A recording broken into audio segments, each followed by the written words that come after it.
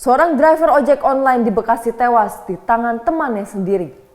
Korban dieksekusi di dalam rumahnya saat terlelap tidur. Jasad korban ditemukan 4 hari kemudian dalam kondisi terbungkus tikar. Karena udah 3 hari nggak narik, bingung kemana nih anak nih. Kita masuk, mau arah dapur, ada kaki, kita baru kaget. Dengan menggunakan sebatang kayu memukul kepala korban bagian kanan sebanyak 6 kali.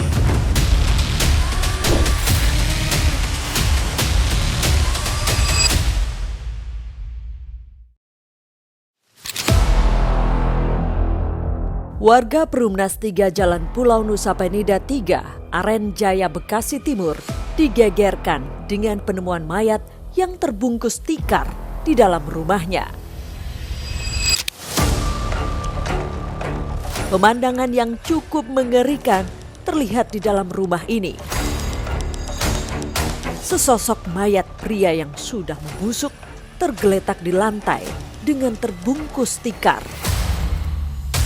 Polisi pun melakukan olah tempat kejadian perkara untuk memastikan kematian korban. Korban tewas karena pukulan benda tumpul di beberapa bagian. Pelaku melihat ada sebatang kayu yang terletak di dekat dapur, kemudian mengambilnya. Kemudian pelaku dengan menggunakan sebatang kayu tersebut memukul kepala korban bagian kanan sebanyak 6 kali. Dan selanjutnya pelaku memukul 1 kali pada bagian kanan perut korban. Setelah memastikan korban meninggal, selanjutnya pelaku memindahkan korban ke bagian belakang rumah dengan menutupnya dengan tikar dan kasur. Setelah dilakukan identifikasi, akhirnya diketahui kalau jasad yang ditemukan adalah Muhammad Arif Widodo atau biasa dipanggil Abib. Ia sehari-hari bekerja sebagai driver ojek online. Jasad Abib kemudian dievakuasi ke rumah sakit untuk dilakukan otopsi.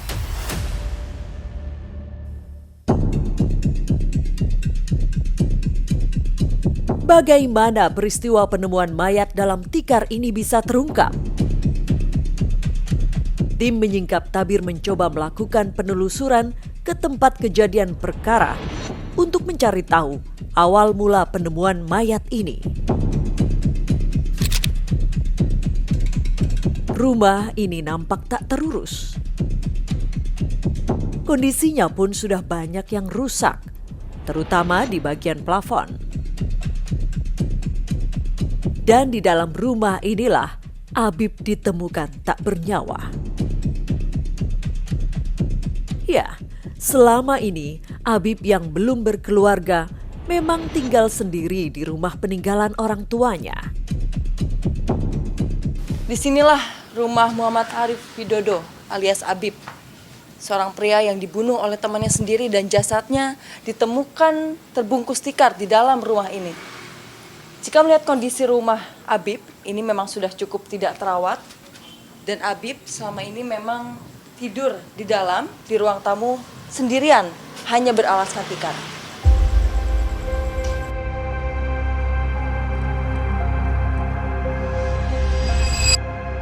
Kami sempat bertemu dengan Aditya, tetangga sekaligus teman dekat Abib. Kepada kami, Adit sempat menceritakan awal mula ia curiga dengan menghilangnya Abib. Cerita awal abang curiga kalau korban tuh udah meninggal tuh gimana sih bang ceritanya? Karena udah 3 hari nggak narik, dan teman-teman ojol juga bingung kemana nih anak nih. Akhirnya inisiatif dari temen, saya karena lebih dekat dari rumahnya, saya lirik tuh awalnya. Belum masuk ke dalam. Cuman penasaran kok ada jendela kebuka. Sebelumnya, Adit sempat mencium bau bangkai dari rumah korban. Nah waktu abang udah masuk ngeliat kondisi korban, itu udah gimana bang bentuknya? Kita masuk, ada RT juga di stasiun RT. Kemudian kaget juga kita pas ngeliat nyenter kamar, nggak ada orang, nggak ada korban. Pas ngeliat di mau arah dapur, ada kaki, kita baru kaget. Sebang lihat kaki doang, itu kondisinya udah gimana bang kelihatannya bang? Udah kaki doang, udah ketutup tikar sama ditumpuk kasur sama balok. Tapi itu bau banget tuh. Awalnya belum, tapi pas udah ketahuan dan baru kita pada keluar, itu baru nyengat banget. Sebelum kejadian tersebut, Adit sempat melihat Abib dan pelaku keluar dari rumah ini. Yang terakhir saya lihat Kamis pagi, saya lagi benerin motor istri. Si korban mau mandi karena mandi di kolam ikan sini ya, numpang ya. Si pelaku baru pulang, entah ke rumah si korban atau ke rumah abangnya, saya juga nggak tahu itu. Karena saya di posisi di teras ya. Saya ketemu pagi doang pas mau berangkat event, 2 kali, 17 sama 18. Lalu bagaimana kronologi serta motif awal kasus pembunuhan driver ojol ini bisa terjadi? Pelaku menghubungi korban untuk meminta menginap di rumah korban dalam beberapa hari karena lokasi tempat kerja pelaku sebagai security di sebuah mall itu dekat dengan rumah korban.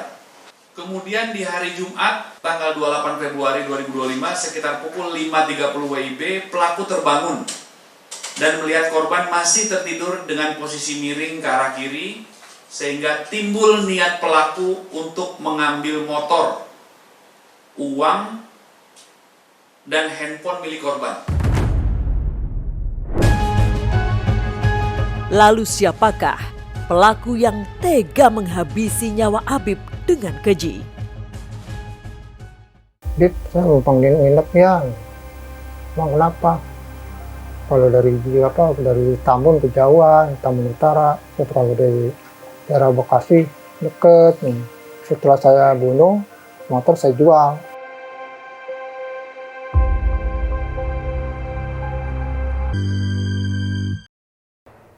Herdi Jatnika ternyata teman dekat korban semasa SD.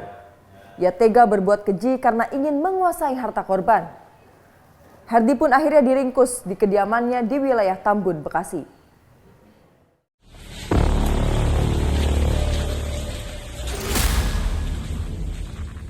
Polisi bergerak cepat.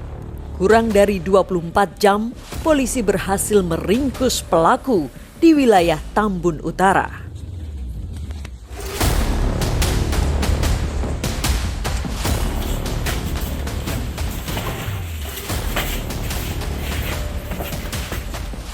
Dengan dikawal beberapa anggota Resmob Polda Metro Jaya, pelaku digelandang ke TKP untuk menunjukkan barang bukti. Yang mana? Aduh. Jangan salah ngambil. Yang mana? Jangan salah ambil.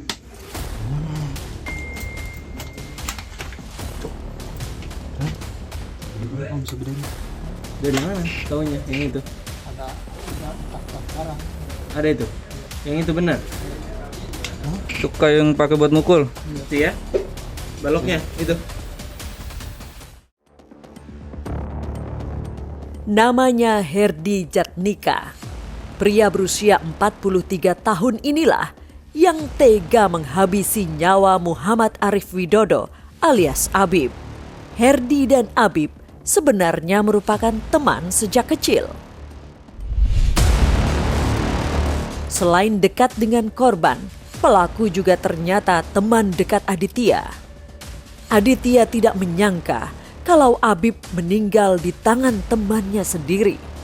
Aditya pun sempat mendapat cerita dari Abib kalau pelaku minta izin ingin menginap di rumahnya. Kalau korban bang, pernah cerita nggak soal awal kenapa pelaku ini sampai bisa nginep gitu di sini?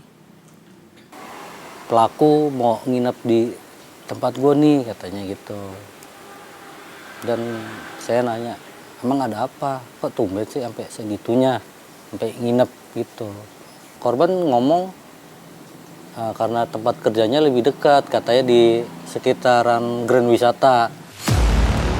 Aditya tak percaya kalau motif pelaku membunuh korban hanya semata-mata persoalan ekonomi.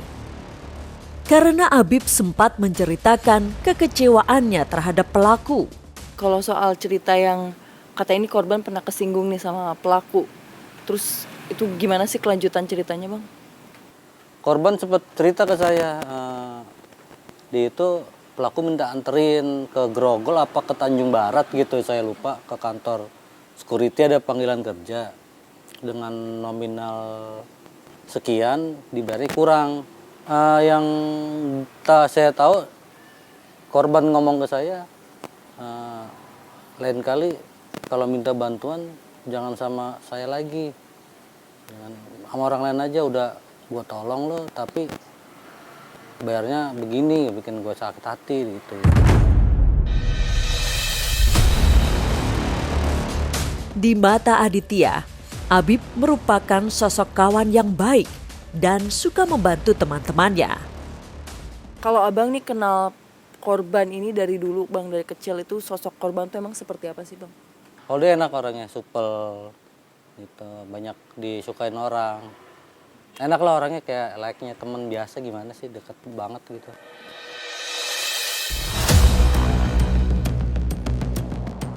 Semasa hidupnya, tempat inilah yang menjadi pangkalan Habib untuk mencari nafkah sebagai driver ojol. Sejumlah temannya sesama driver ojol pun tak menyangka kalau Habib tewas dengan cara yang cukup tragis.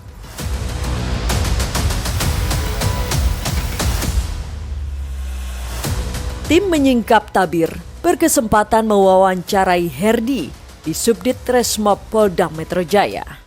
Kepada kami, Herdi menuturkan awal mula peristiwa ini terjadi. Awal mulanya pas tanggal 17 Februari, saya izin Arif, nama panggilan Habib. Habib, saya mau panggil nginep ya. Emang kenapa? Kalau dari Tambun ke Jawa, Tambun Utara, setelah dari daerah Bekasi, deket nih. Tapi rumah berantakan ya, beresin ya. Iya, nggak apa-apa. Rumah kan nggak terawat. Saya pulang malam, ya udah saya tungguin. Herdi tinggal di rumah Habib kurang lebih 2 minggu. Setiap malam, ia selalu membicarakan teman masa kecilnya. Kenalnya sampai kemarin tuh hubungannya gimana tuh? Baik-baik aja. Sering main, nongkrong? Enggak, baru telepon aja. Pas ngubungin minta nginep lagi, itu korban percaya gitu aja? Iya. Sebenarnya korban ini orangnya gimana sih? Orang baik.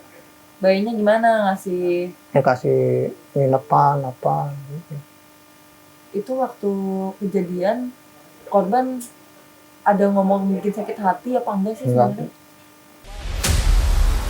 Karena terdesak kebutuhan ekonomi, Herdi tega membunuh Habib serta mengambil barang-barang miliknya.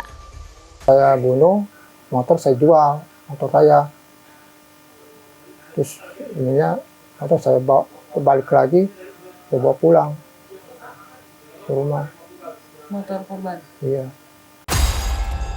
Untuk menghilangkan barang bukti, Herdi menyeret mayat Habib ke belakang rumahnya. Saya tanya tikernya. Sama tikernya? Iya. Saya bunuh.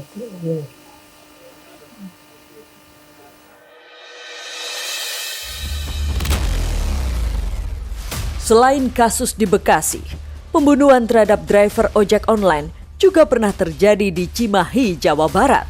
Korbannya mengalami 29 luka tusukan. Ayo, video Gi, sajamnya Gi.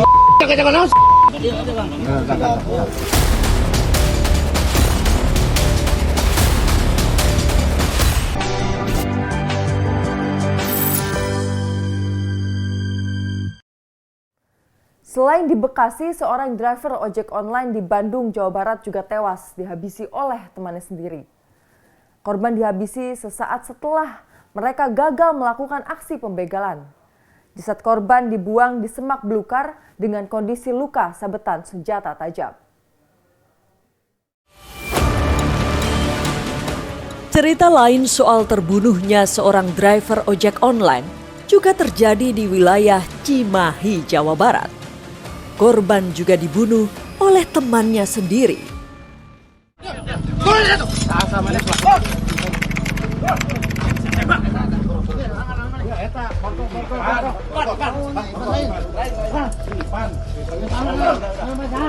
Aksi penyergapan terjadi di sebuah jalan di Kecamatan Gunung Halu, Kabupaten Bandung Barat.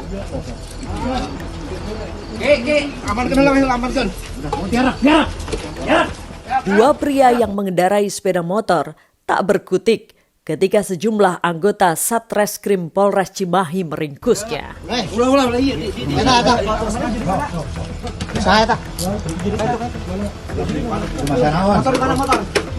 Motor di mana? Motor di mana? Eta helmnya. Motor di Dago. Di Dago. Saya saja. Motor di mana, woi? Geledah aja dulu. Oh iya. Sajam. Ayo. Video Gi, sajamnya Gi. Dari tangan salah satu pria ini ditemukan senjata tajam.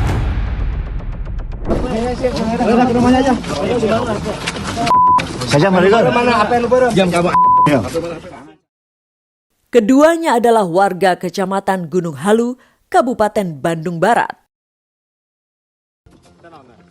Belakangan diketahui, ternyata dua pria ini merupakan pelaku pembunuhan seorang pengemudi ojek online. Dari hasil analisis penyelidikan awal, kami fokus tertuju kepada dua orang yang terakhir bersama dengan korban sekitar pukul 10 malam, yaitu diduga pelaku pada saat itu dengan inisial ARA dan inisial IF. Setelah kita temukan semua barang bukti, kemudian petunjuk merujuk kepada dua diduga pelaku tersebut, kemudian kita melakukan beberapa rangkaian penyelidikan bahwa dua pelaku ini memang betul dan secara validasi lapangan dua orang yang terakhir bersama dengan korban. Kemudian kita amankan dan memang betul dua pelaku ini mengakui bahwa yang melakukan pembunuhan tersebut.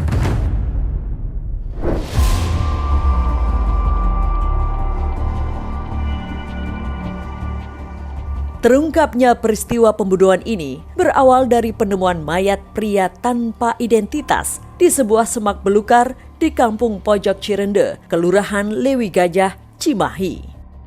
Kondisinya cukup mengenaskan. Ada 29 luka sabetan senjata tajam di tubuhnya. Setelah dilakukan penyelidikan mendalam, korban diketahui bernama Ilpan Pratama Ilahi, warga Cimenyan, Kota Bandung, yang merupakan seorang pengemudi ojek online.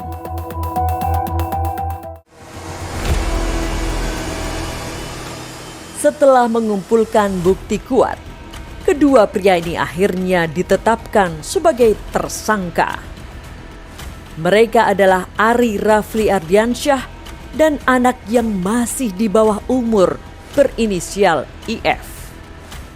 Untuk motifnya sendiri sampai dengan saat ini dari hasil proses pemeriksaan dan penyelidikan yang dilakukan oleh anggota bahwa para pelaku ini ingin memiliki barang-barang yang dimiliki oleh korban, baik itu HP maupun kendaraan yang dimiliki oleh korban. Kepada kami, Rafli, salah satu tersangka, menceritakan awal mula terbunuhnya Ilpan Pratama. Ya pertamanya beres kerja kan jam 4, terus sekitaran jam setengah 5 atau jam 5, dia datang, terus saya suguhkan kopi, ngobrol-ngobrol basa-basi, terus dia nawarin resep dulu buat nebus obat. Obat kayak obat terlarang gitu. Terus dia tiba-tiba mengeluarkan celurit sambil mengajak ke begal. Kira bercanda, saya ketawa-ketawa aja dulu. Dalam keadaan mabuk, ketiganya akhirnya sepakat untuk beraksi.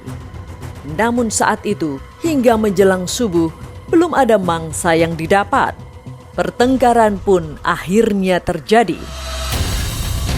5 hari berselang, Rafli dan IF akhirnya tertangkap. Kini Rafli dan IF harus mendekam di jeruji besi penjara dalam waktu yang cukup lama. Penyesalan sudah tak ada arti.